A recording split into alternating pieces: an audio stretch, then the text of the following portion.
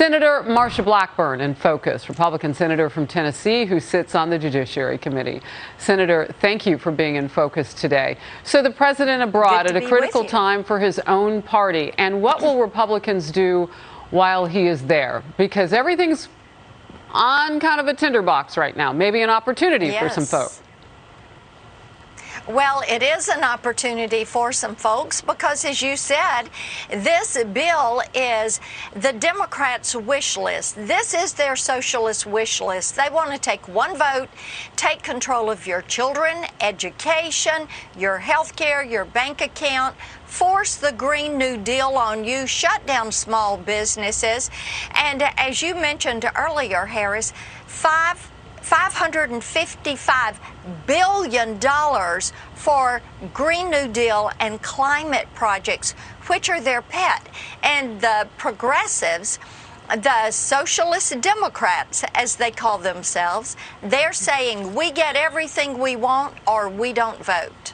It sounds like they're in charge. And look, if there's only one pair of pants to wear, they got both legs. Where does that leave the president? What that leaves the president and Pelosi is beholden to these individuals. Now, the moderates in the Democrat caucus are not going to vote for this $1.75 trillion. As you said, all the tax increases over 10 years. This is going to pay for just a couple of years of all this spending. So they're piling up debt. Trillions of dollars of debt, and they're happy to do it to get their way, to get these socialist takeover programs on the books. More control of schools, more control of curriculum, control of your checking account where they have real-time access, shutting down small businesses, complete government control of health care. Wow. One size fits all. It is this socialist model that they have been after for years. And of course, climate is their god. They want everything to center on climate change. So, Senator, the opportunity for Republicans, it sounds like, is exactly what you're doing to get the word out there as much as you can for something that's not legislatively written yet, which is also the far left's complaint, right? You just got to see what's on paper. But for right now, you can tell us what's in it that you know about. That's at least progress. Make no mistake about how important the week ahead is for President Biden. Sources telling Fox News that yesterday on Capitol Hill, he told fellow Democrats, quote, "I don't think it's hyperbole. The House and Senate majorities in my presidency will be determined by what happens in the next week," end quote. That sounds extra dire. Well, it does indeed, because their policies are proving to be so unpopular that the independents and moderate Democrats are moving away from this version of Joe Biden.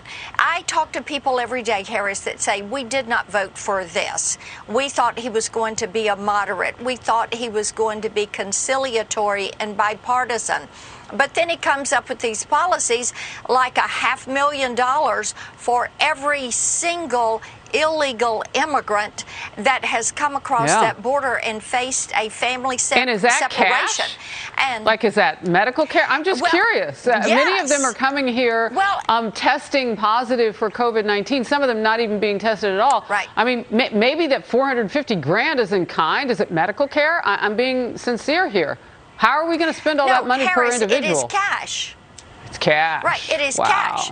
This is per person. So if you've got 4 people in your family and there was a separation, you're talking about a payout. Now, 9/11 families, military families where they have a loved one who made that ultimate sacrifice, they're not getting this kind of payout. And Harris, we don't even know what legal authority the president has to be doing this. We would like to know what legal authority that he is using to have DHS, HHS, and the Department of Justice go negotiate these prepayments to these individuals that have broken the law, at the southern border as they came into this country, and now they get this, they get free benefits, they get free health care.